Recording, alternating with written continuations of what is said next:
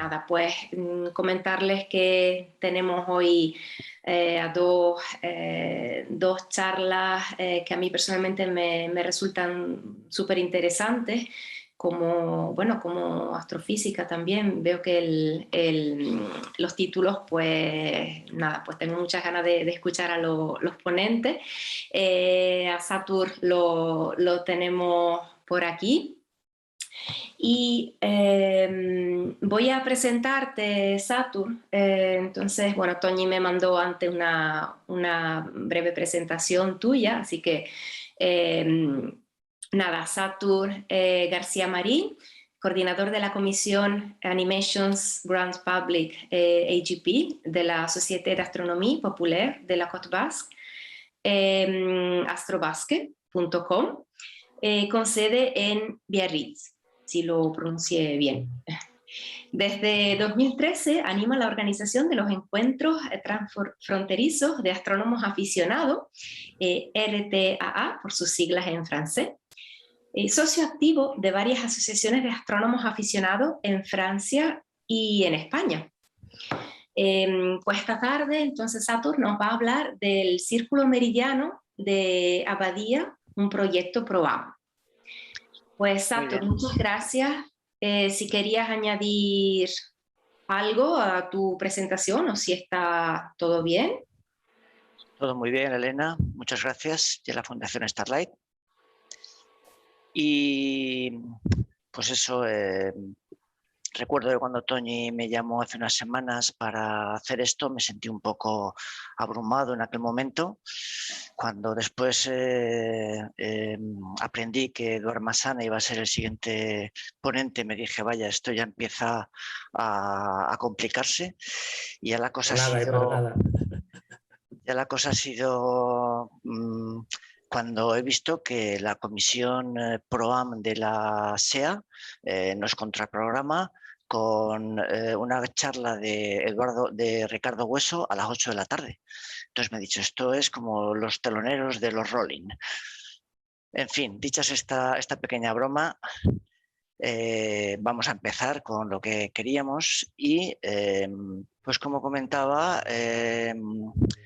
voy a hablaros durante poco menos de media hora de un proyecto que nació de colaboración entre la Academia de Ciencias, el Instituto de Mecánica Celeste y del Cálculo de Efemérides del Observatorio de París, la Escuela de Ingenieros STIA, que está en Biarritz también, la Fundación del Castillo de Abadía, en Hendaya, y la Sociedad de Astronomía Popular de la Costa Vasca, de la cual formo parte, y que versa sobre este instrumento histórico, que es el círculo meridiano que hay en el Castillo de Abadía.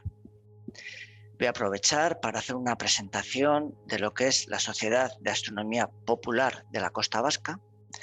¿Por qué esta P de popular?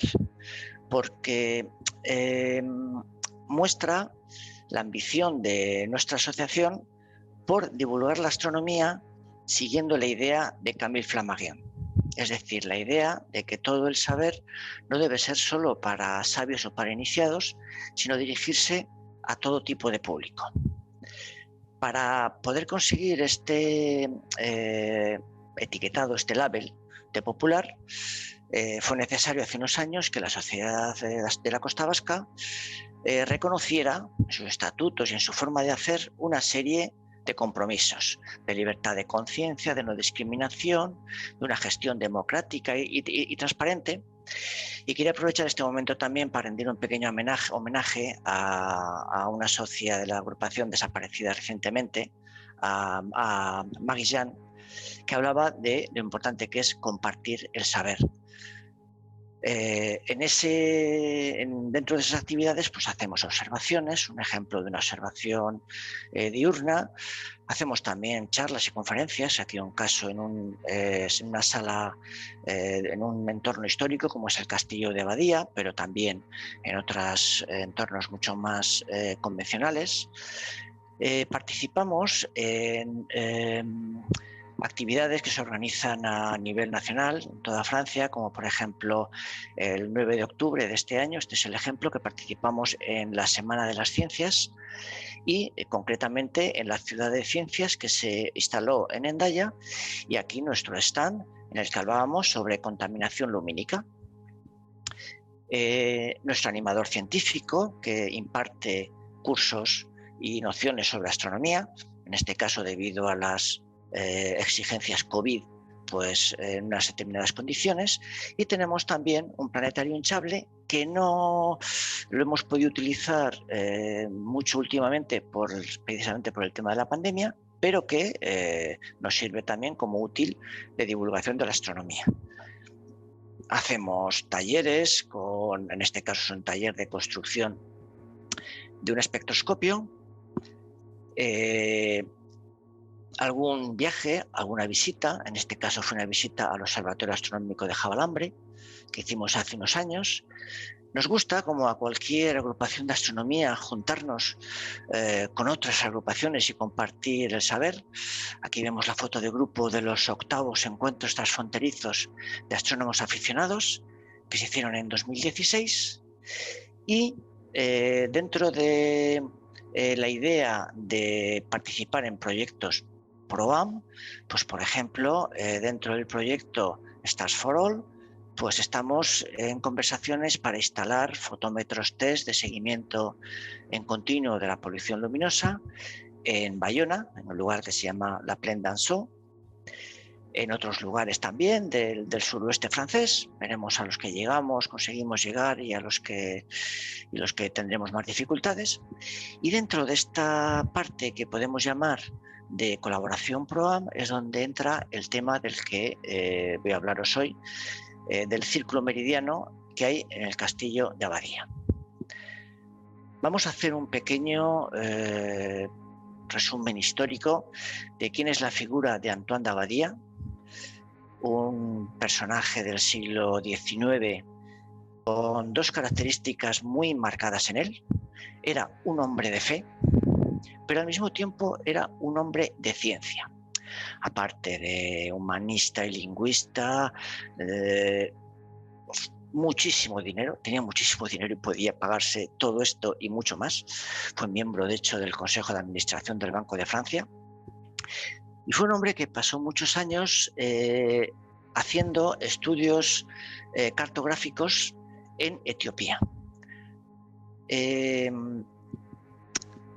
Cuando tuvo que volver a sus dominios en Iparralde, pues mandó construir a un arquitecto como Viollet-le-Duc, famoso entre otras cosas por ser el arquitecto de la Estatua de la Libertad, pues mandó construir su casa.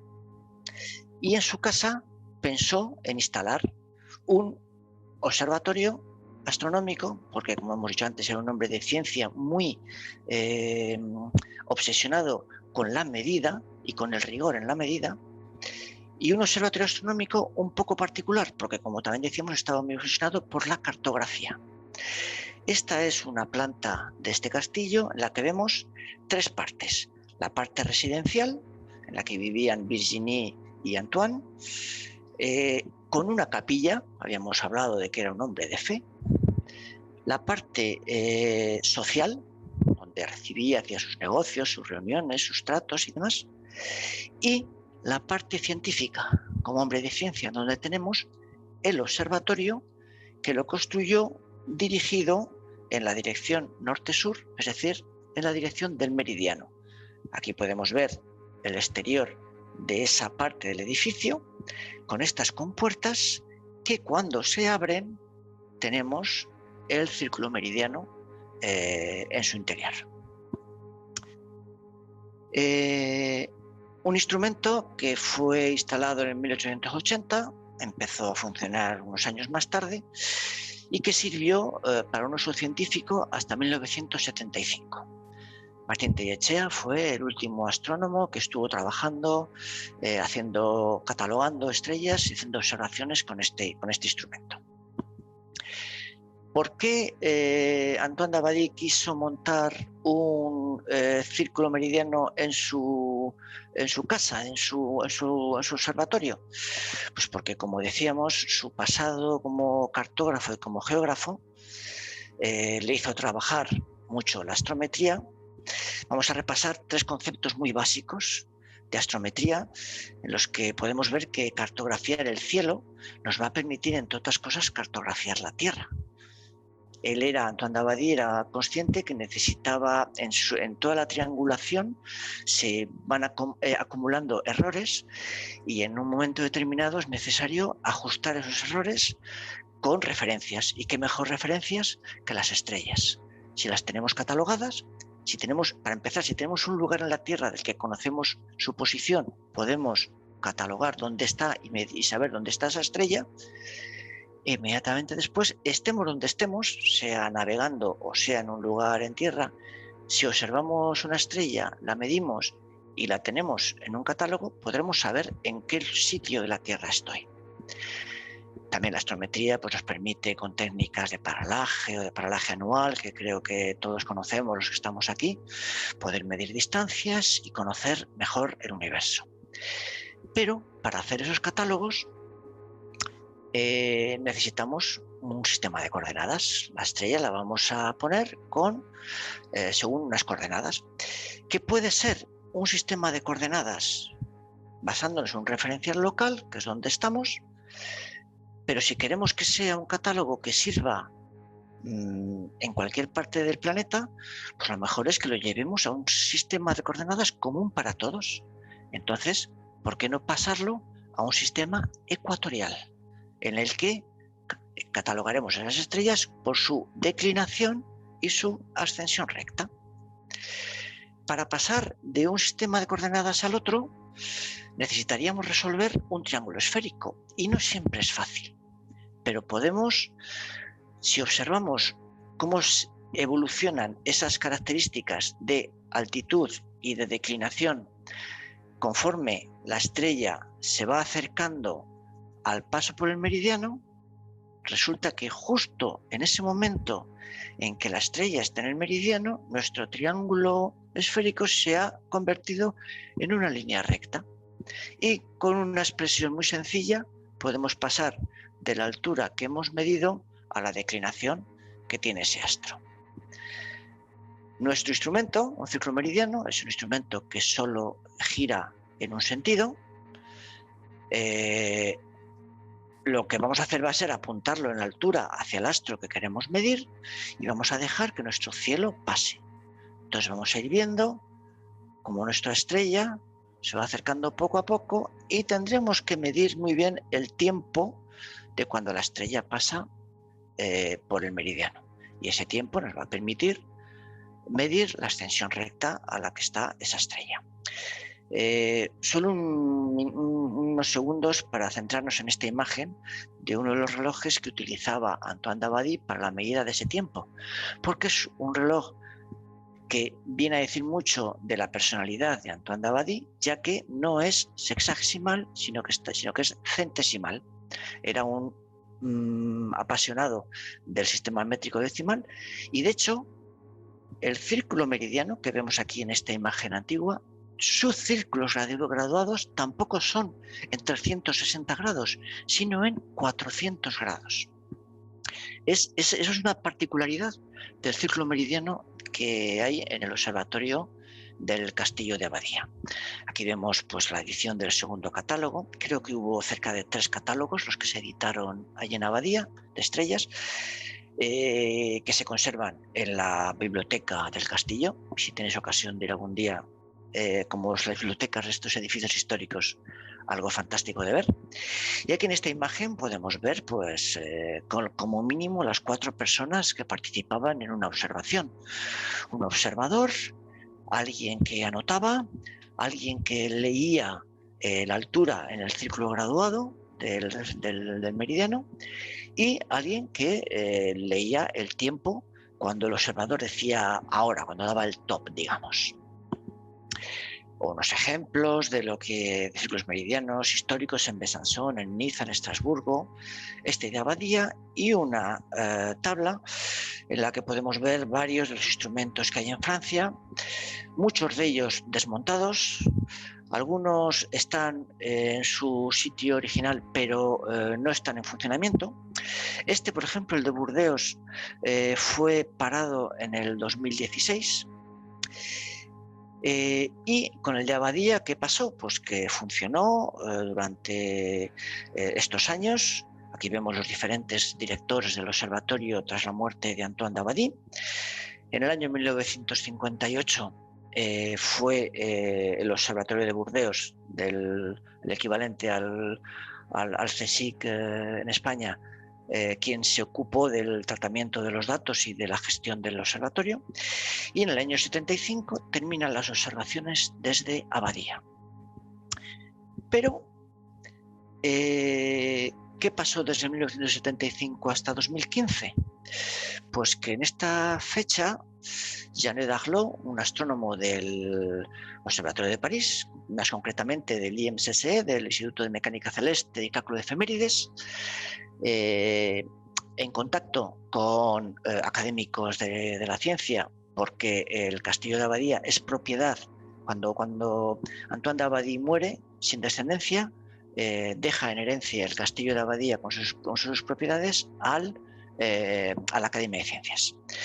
Pues dicen, si nos apoyamos en la Sociedad Astronómica Popular como referente astronómico local en astronomía, si nos apoyamos también en una escuela de ingenieros que hay allí, como es la Escuela de Estia, ¿por qué no empezamos a trabajar y vamos a intentar recuperar el círculo meridiano?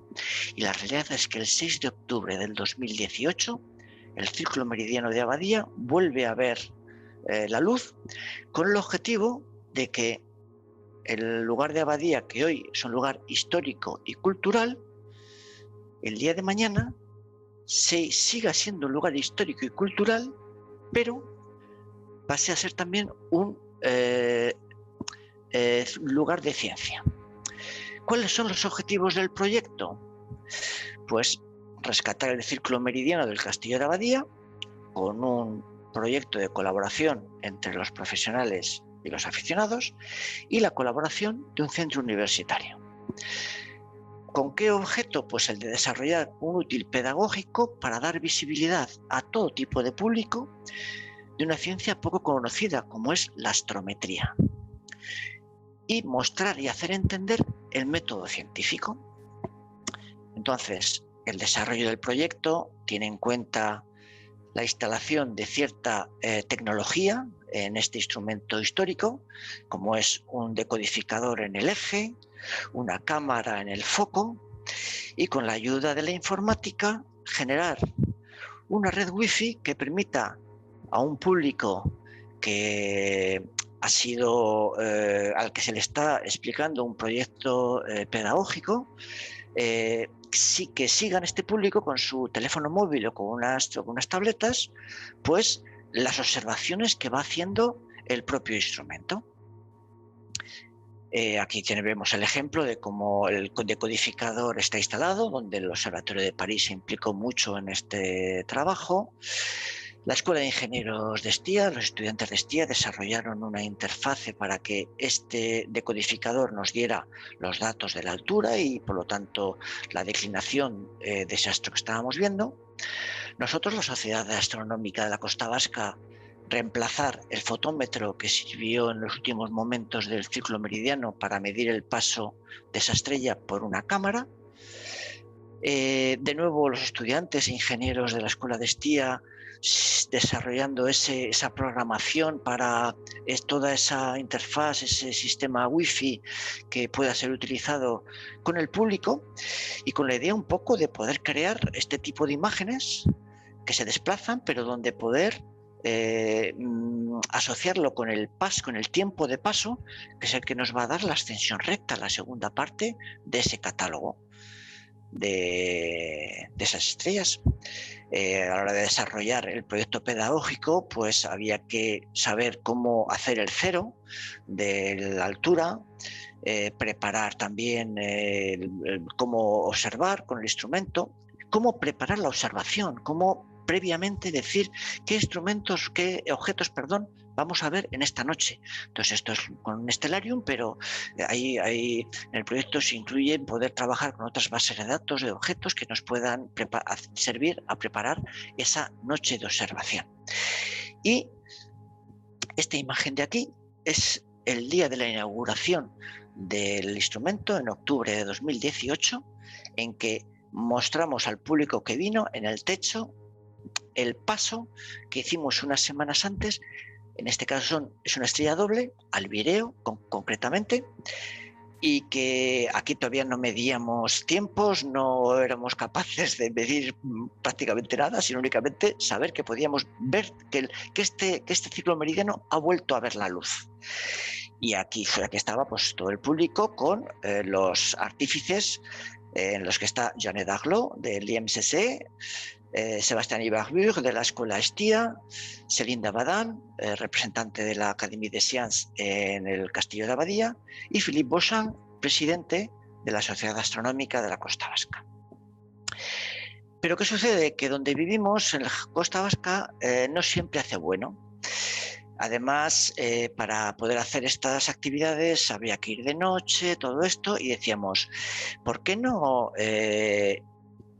introducimos en el proyecto, la posibilidad de instalar una pantalla, un proyector sobre el ciclo meridiano, de forma que simulemos aquí el cielo que debería de estar pasando por delante del ciclo meridiano en ese momento, o incluso si tenemos un público de tarde, decirles, mira, esta noche el cielo que va a pasar va a ser este, y hacer el mismo trabajo.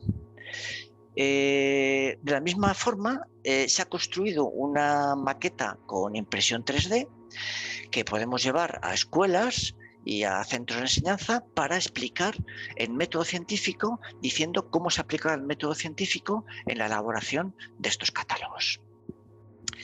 Dicho todo esto, pues podríamos concluir, digo podríamos porque estamos todavía en el 2018, que con esa colaboración entre profesionales, aficionados, universitarios, pues hemos sacado del letargo un instrumento histórico, nos hemos formado en astrometría, hemos dado a conocer esta ciencia en esta escuela de ingeniería y ya hemos empezado a hacer alguna tarea de divulgación de la astrometría.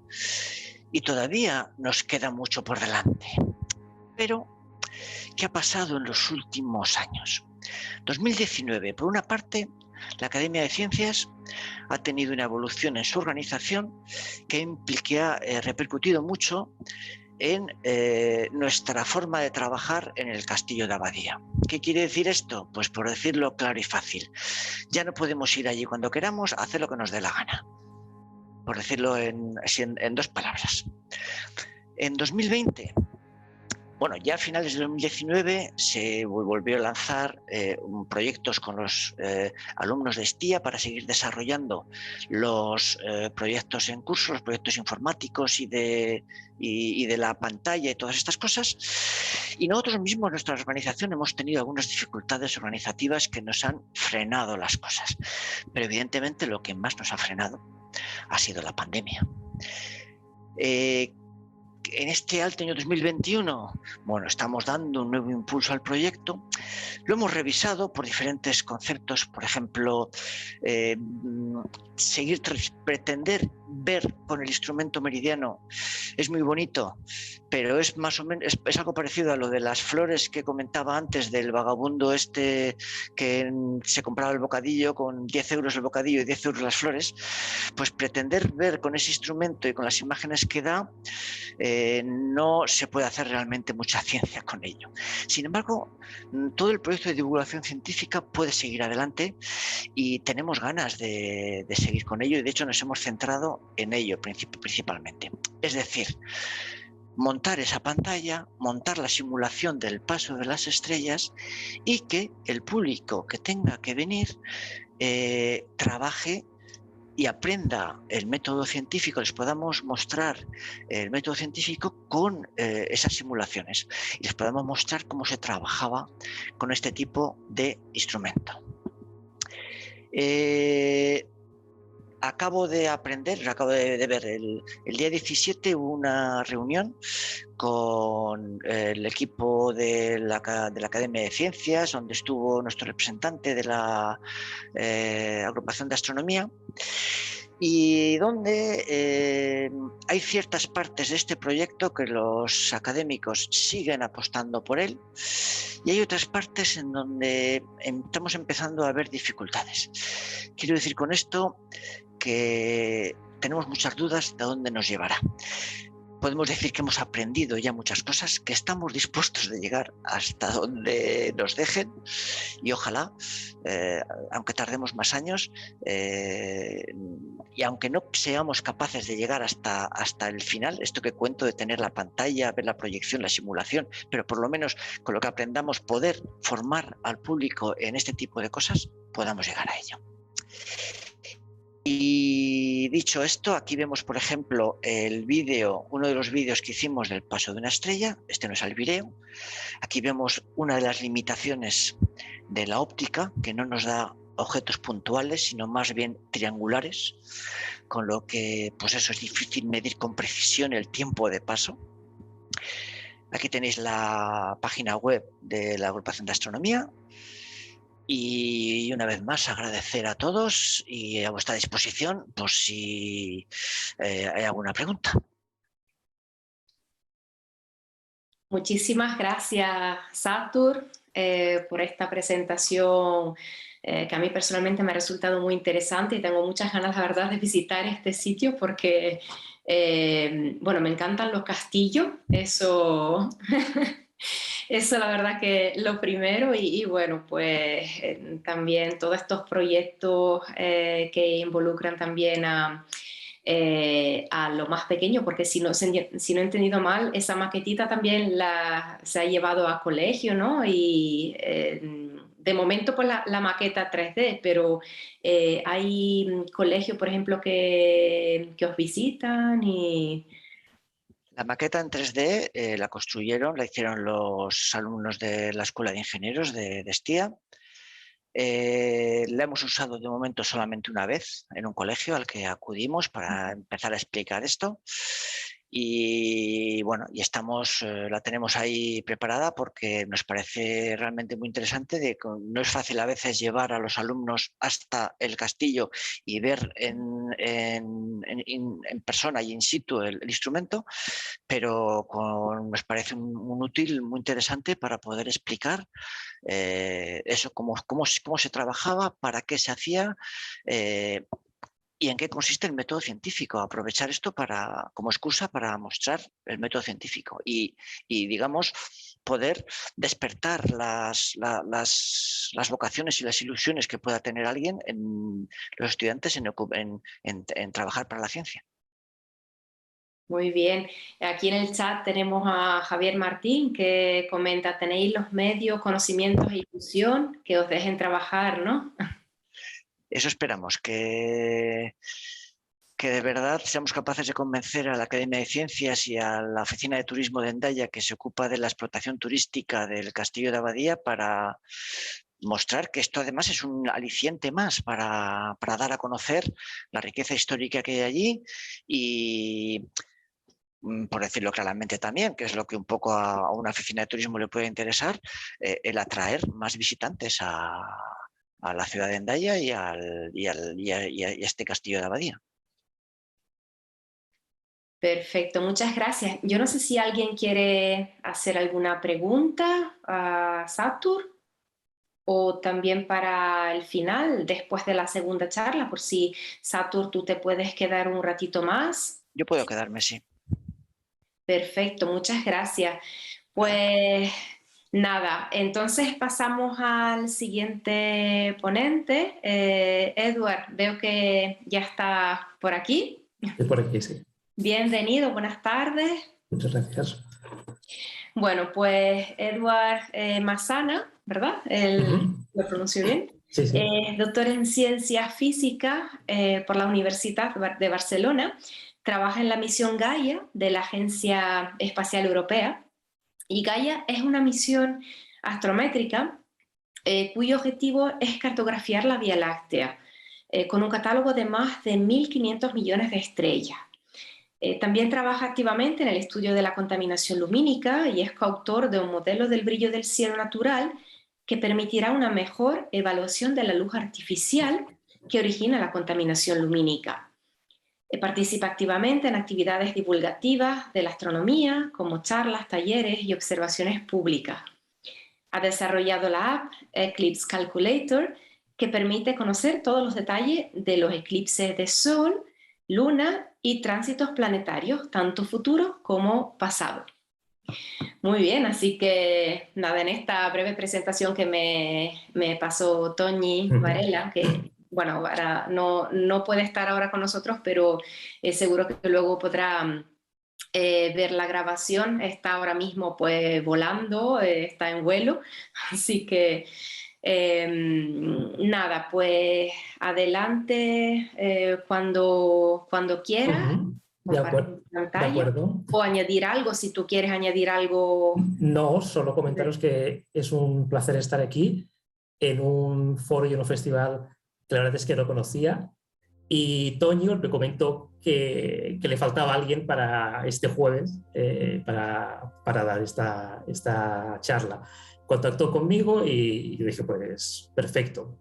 Y casualidades de la vida, yo creo que la charla que voy a dar yo ahora se complementa perfectamente con la que hemos escuchado, porque Saturn nos ha explicado la astrometría del siglo XIX, del siglo XX, al menos durante los primeros años. Yo lo que os voy a explicar es la astrometría que se hace actualmente. O sea que por aquellas casualidades de la vida, como os cuento, hace 48 horas prácticamente yo no sabía que hoy iba a estar aquí, pero finalmente hemos juntado dos charlas con un tema no solo común, sino con un vínculo histórico que creo que es muy, muy interesante.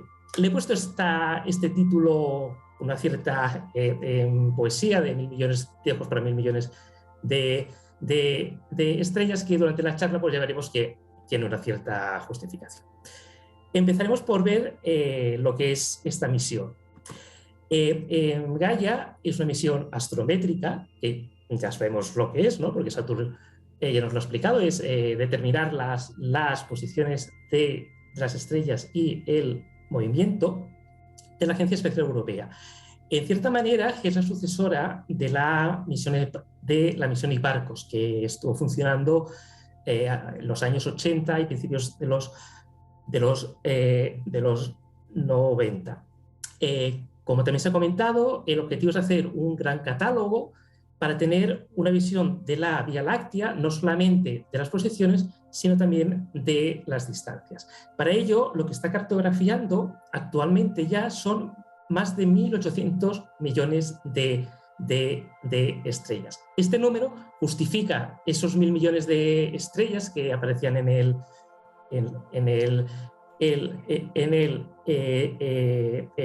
título, porque en un primer momento, cuando se planificó esta misión, lo que se suponía es que hasta la magnitud que se pretendía observar, pues se observarían del orden de ese 1.000 millones. Después lo que se ha visto es que el instrumento puede observar hasta magnitudes un poco más allá, y es por eso que ahora actualmente el catálogo pues tiene ya estos 1.800 millones de objetos. ¿Y todo eso para qué? Pues para conocer básicamente el origen y la evolución de la Vía Láctea. Aquí os he puesto, para que os hagáis una idea, Hipparcos cartografió unas 120.000 estrellas, que si lo ponemos en esta representación de la Vía Láctea, pues sería este pequeño punto de color amarillo. En cambio, las estrellas que Gaia está cartografiando, estos 1.800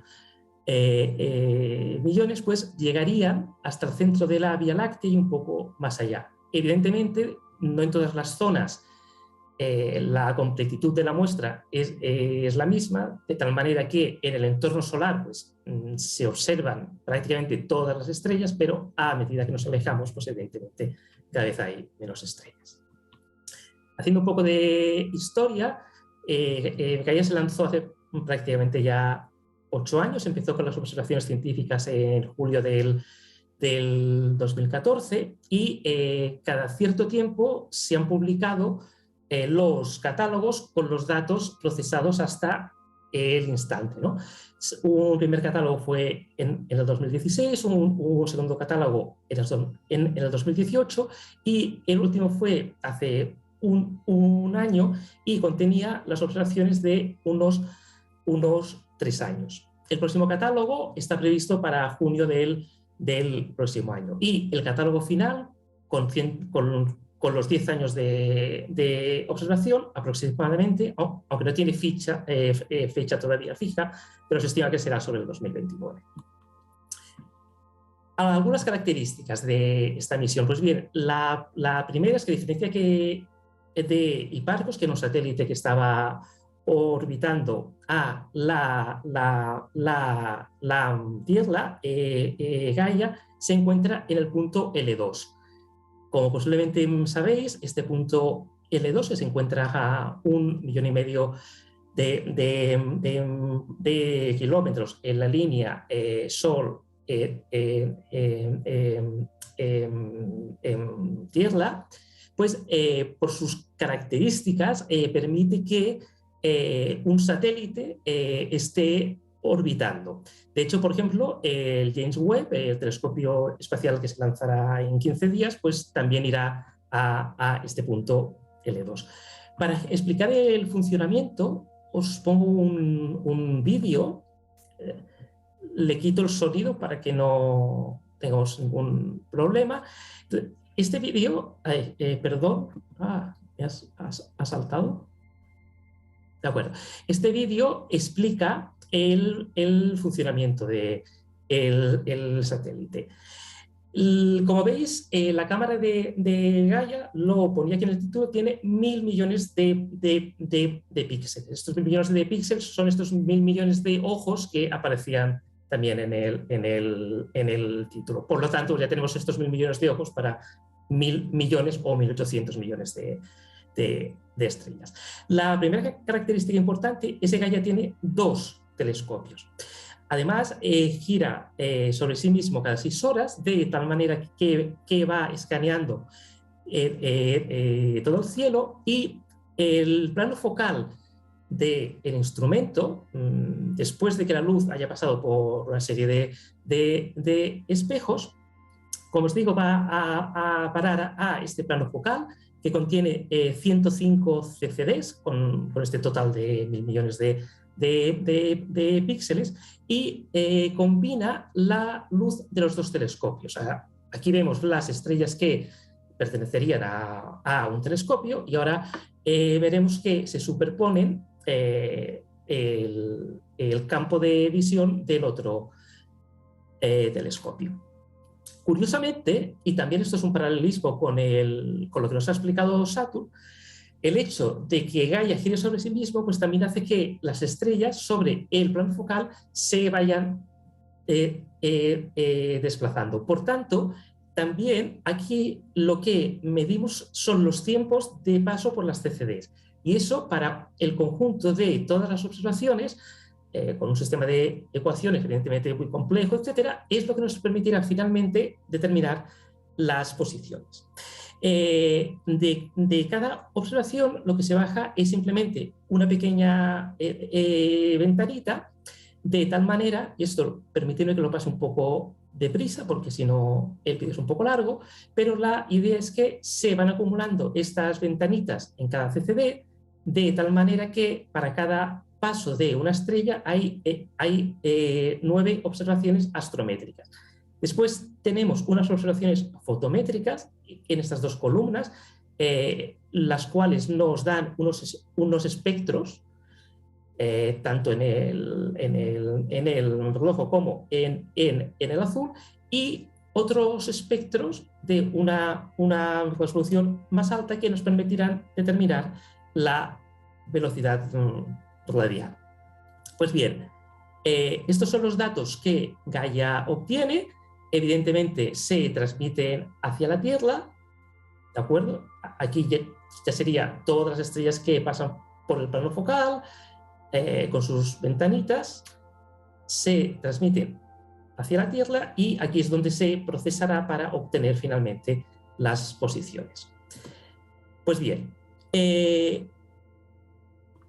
es lo que mide exactamente? Pues para determinar las distancias, Gaia, a partir de las medidas de estas ventanitas y de las posiciones de las estrellas, lo que determinará es la paralaje.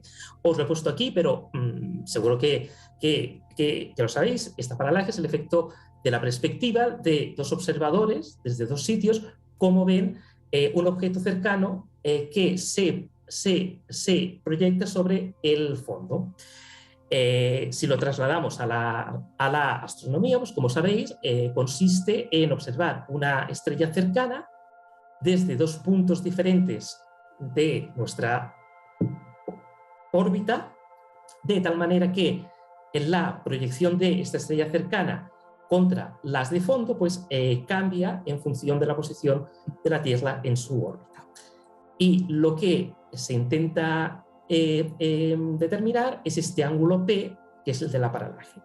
Evidentemente, cuanto más cercana está la estrella, el ángulo P aumenta y el efecto de la paralaje también se acentúa. Aquí en este vídeo se han exagerado estas paralajes y lo que vemos es que evidentemente una estrella con un desplazamiento muy acentuado como esta estará mucho más cercana, pues, por ejemplo, una estrella como esta que se mueve menos debido a la paralaje. Además de la paralaje, las estrellas tienen lo que se denomina el movimiento propio. Como las estrellas se desplazan en el espacio, pues eso se traslada a su posición en el cielo, y lo que vemos es que con los años la posición de las estrellas en el cielo se va, va cambiando. Aquí, por ejemplo, os lo voy a poner, pues sería la figura del cinturón de Orión, como pues, con los años, con los siglos, con los milenios, pues se irá deformando debido al movimiento propio de las estrellas. Si ahora combinamos ambos efectos, la paralaje más el movimiento propio de la estrella, lo que tendremos es que una estrella con el tiempo hará una curva como esta, donde tenemos las dos componentes, el movimiento de la estrella, que sería la línea de color azul, y los bucles debidos a la paralaje. Pues bien, Gaia observará cada estrella un promedio de unas 150 veces aproximadamente. Esto lo que permite es tener muchos puntos sobre esta curva. Y a partir de estas observaciones podremos determinar cómo se mueve la estrella y a qué distancia está. Por lo tanto, más las posiciones, lo que tendremos es una posición en el espacio, en X y Z, o si lo queréis así, en alfa, en delta y en distancia, y el movimiento, si le sumamos el espectrógrafo de la velocidad radial, pues también lo que tendremos es cómo se mueve la estrella en el espacio. Evidentemente, las paralajes para las estrellas muy, muy lejanas son muy, muy pequeños. Con Gaia hablamos de paralajes del orden del microsegundo de arco.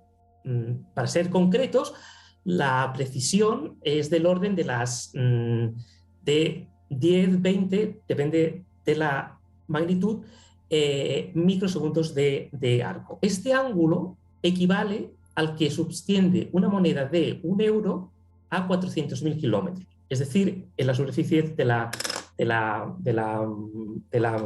Luna.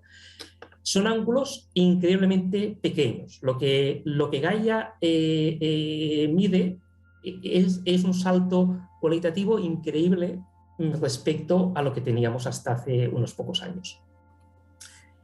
Todo esto, evidentemente, genera una cantidad de datos impresionante. Tenéis que pensar que cada día pasan por el plano focal 70 millones de estrellas, lo que supone unos 40 terabytes. Cada estrella genera 15 ventanitas, las 10 astrométricas, más las fotométricas, más las espectroscópicas y, por ejemplo, actualmente, este número está calculado un poco así a ojo, pero actualmente ya se han observado del orden de 2,8 billones de estas ventanitas individuales que hay que procesar, hay que juntar para poder obtener el catálogo final. Esto, evidentemente, requiere de supercomputadores. En particular, hay varios centros distribuidos en Europa que se encargan de diferentes partes del procesado y, por ejemplo, aquí en Barcelona pues tenemos el Mare Nostrum, un supercomputador en el cual pues, una parte se dedica al procesado de los datos de la misión. El archivo final, que si todo va bien estará sobre el 2029, pues contendrá 1 petabyte de datos. Hace unos años los discos duros eran del orden del megabyte. Si multiplicamos por 1000 tenemos el gigabyte, multiplicamos por 1000 tenemos el terabyte. Actualmente podemos encontrar un disco duro de unos pocos terabytes, pues 1 petabyte son 1000 terabytes. Ahora, para lo que os quería comentar son 4 pinceladas de la ciencia que se está haciendo. Es imposible explicarlo todo porque Gaia, y no es una exageración, está influyendo en todos los campos de la astrofísica. Aquí os pongo los números del catálogo que se publicó hace un año con 1.000 millones de posiciones, fotometría para 1.500 millones de estrellas, paralajes para casi también 1.500, más de 1,5 millones de fuentes extragalácticas, etc. Y el catálogo cualquiera puede acceder. Podéis poner aquí el nombre, las coordenadas. Desde el momento en que se publica, el catálogo es totalmente accesible para cualquier usuario a través de esta web. Pues bien, la ciencia, o al menos un poco de la ciencia que se está haciendo. Hemos dicho que uno de los principales objetivos era estudiar la Vía Láctea, su estructura, cómo se ha formado, etcétera, ¿no? Pues aquí os he puesto un poco pues, esta visión actual que tenemos con el disco, el bulbo, el halo, las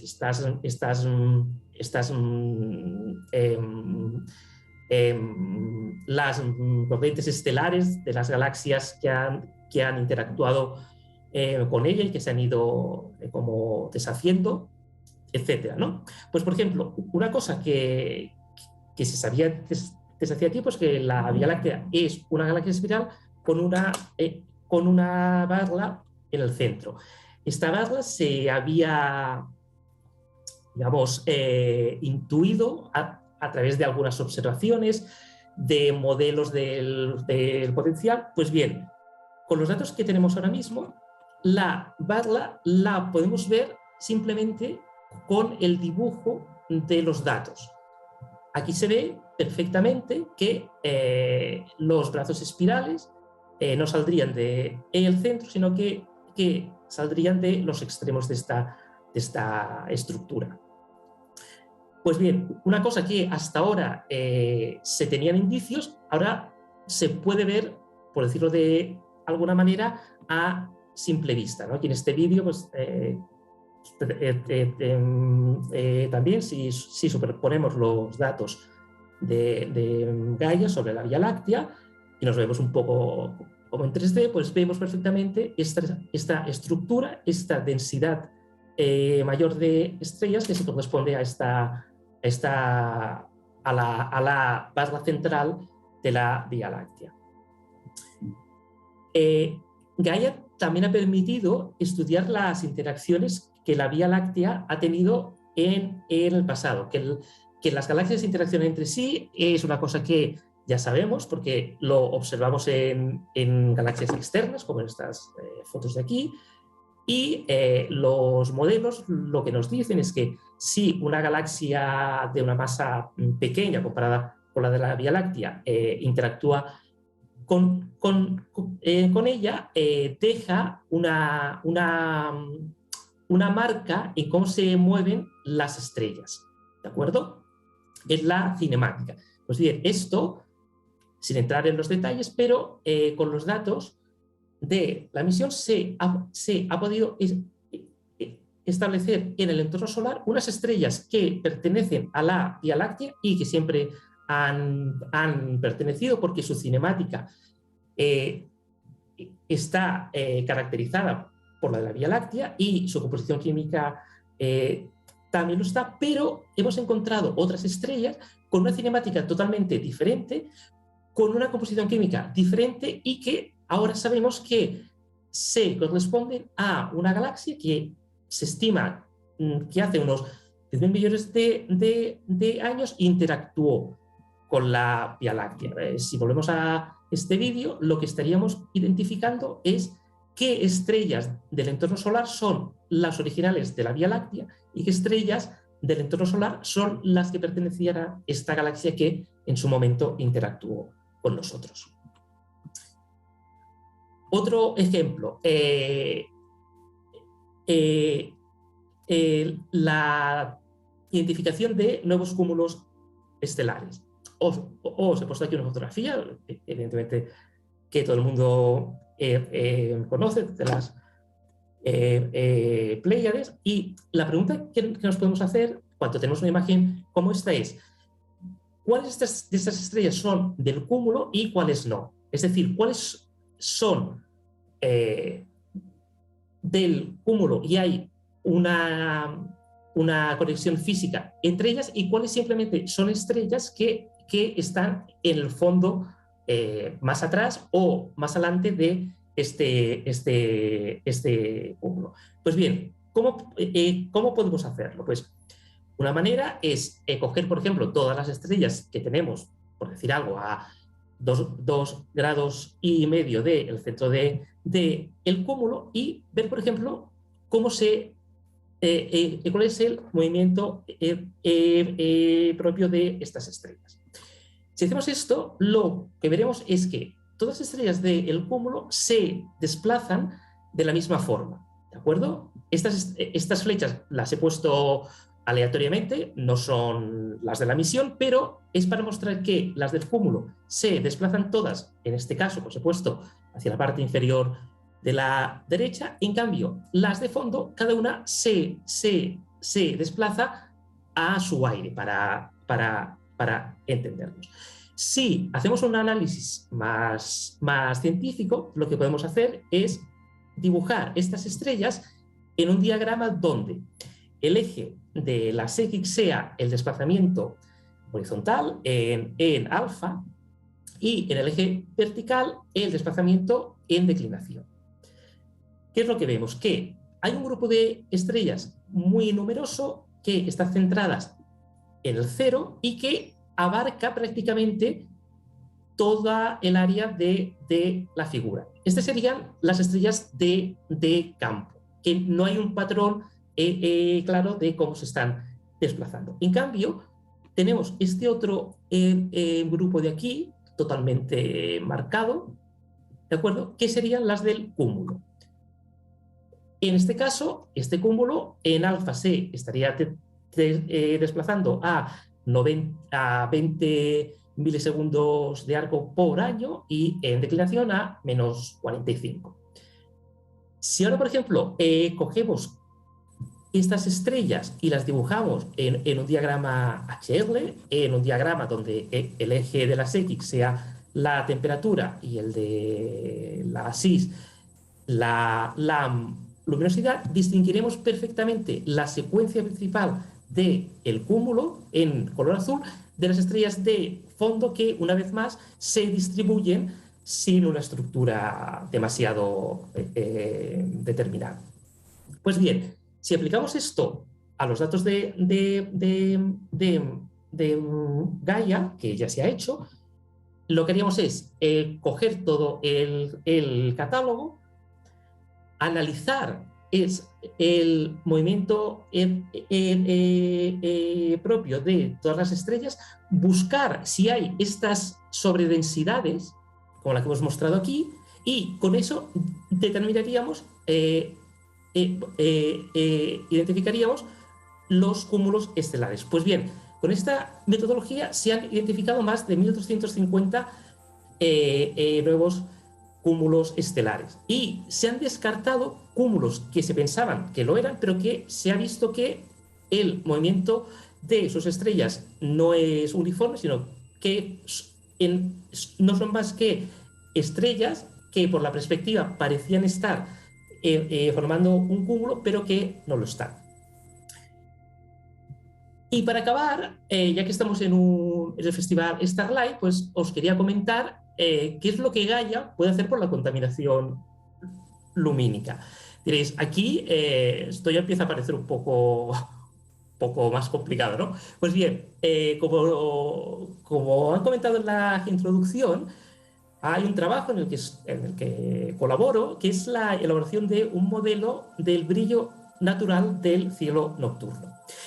El brillo natural del cielo nocturno tiene varias componentes.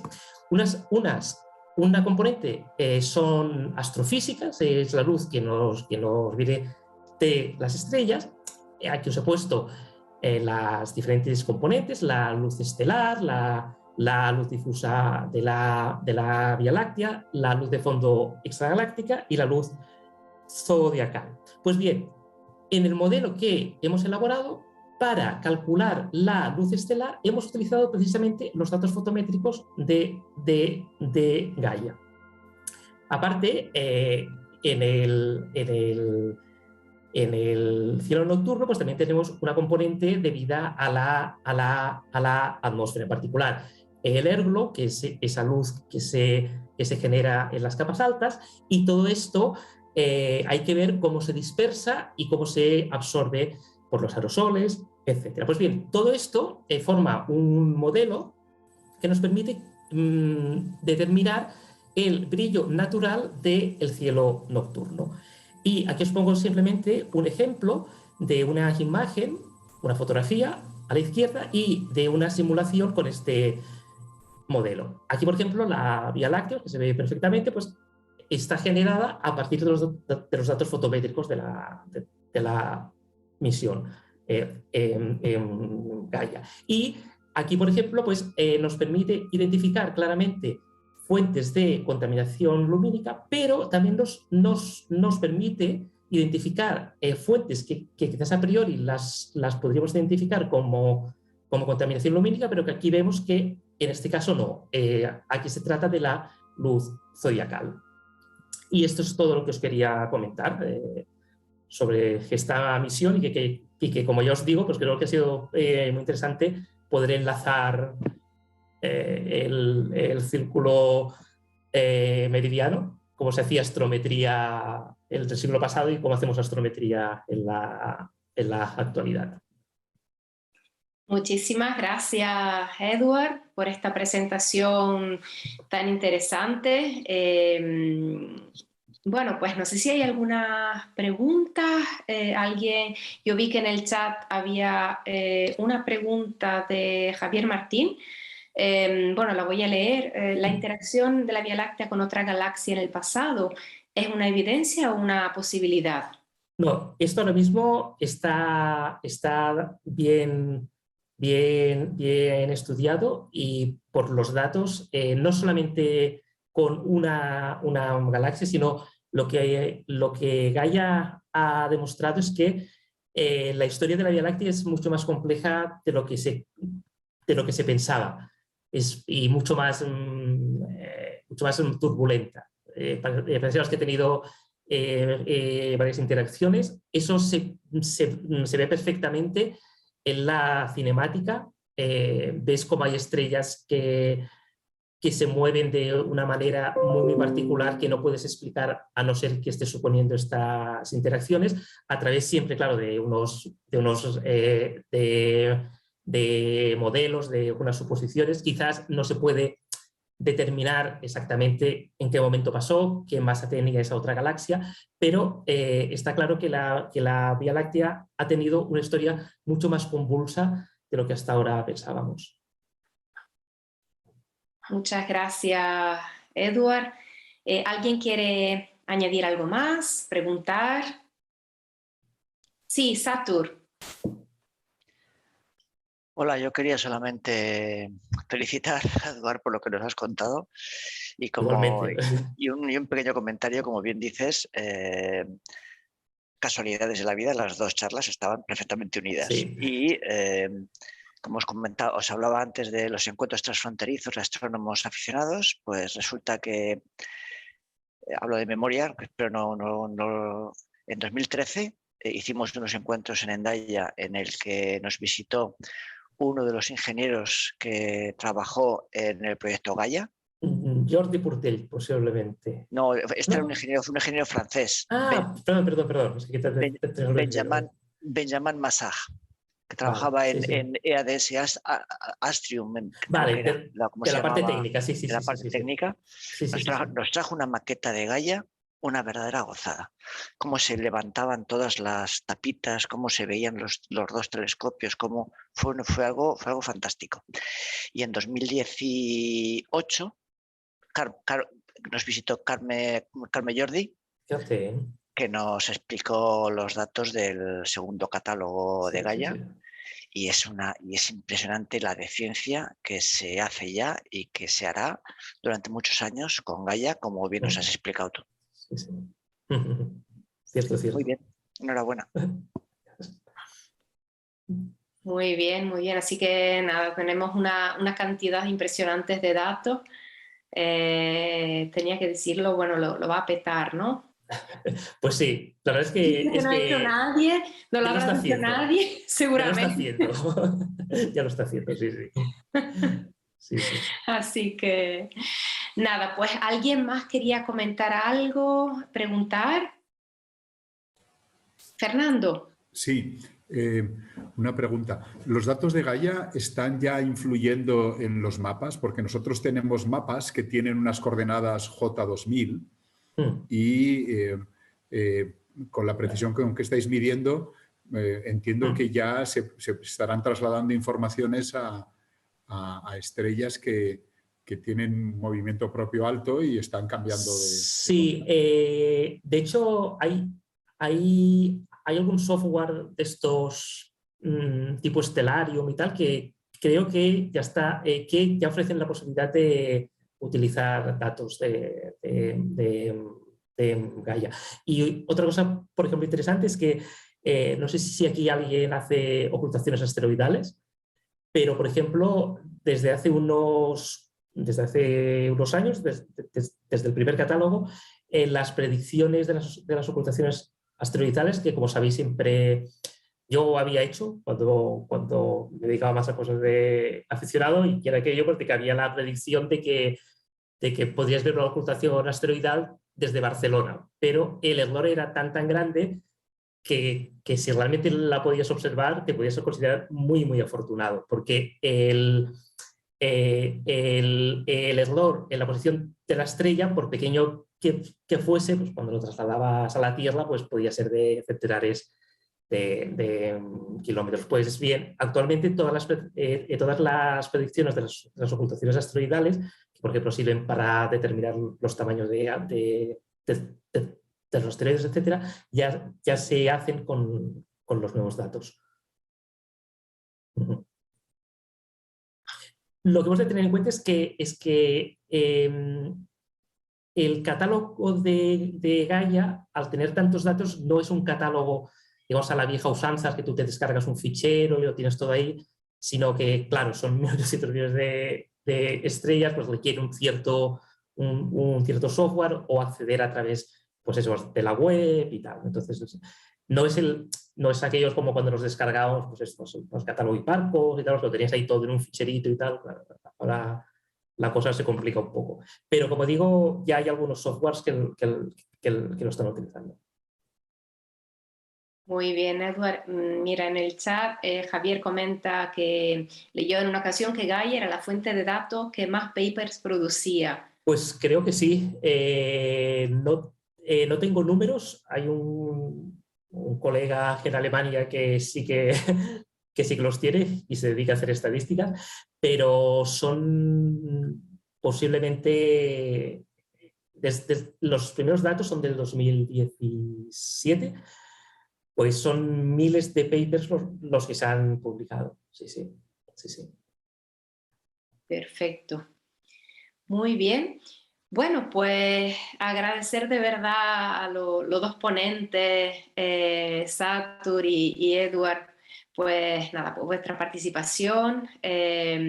Agradecer también a todos los participantes por sus preguntas también. Y nada, pues muchísimas gracias de nuevo. No sé si hay alguna preguntita más o bueno, pues podemos cerrar aquí la sesión y darle las gracias, y creo que luego, bueno, seguramente nos mantendremos nada, pues conectados a través del grupo de WhatsApp del Festival Starlight para fijar la próxima fecha, porque creo que a finales de diciembre, pues como es día 30, al igual cae en la fiesta de Navidad, no creo que vaya a haber festival. Pero bueno, eso lo confirmará Toñi. En todo caso, pues nada, para todos, que pasen una feliz Navidad con muchas o pocas luces navideñas. Así que como ustedes prefieran, pero bueno, eso sobre todo que disfruten y que nada, que vaya todo muy bien y en compañía de la familia, si es posible. Y nada, agradecerles ya por última vez la participación y ya nos vemos pronto.